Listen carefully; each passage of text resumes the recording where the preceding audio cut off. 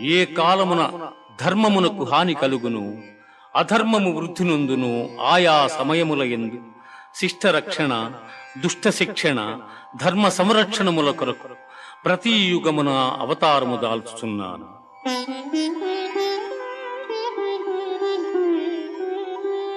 వీతరాగ భయ క్రోధాః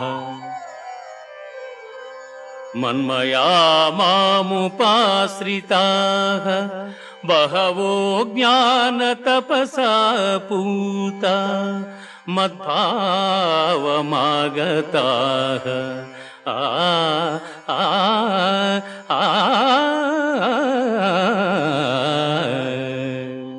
అనురాగము, భయము, క్రోధము వదలి నాయందు మనస్సు లగ్నము చేసి ఆశ్రయించిన సత్పురుషులు జ్ఞానయోగము చేత పరిశుద్ధులై నా సాన్నిధ్యమును పొంది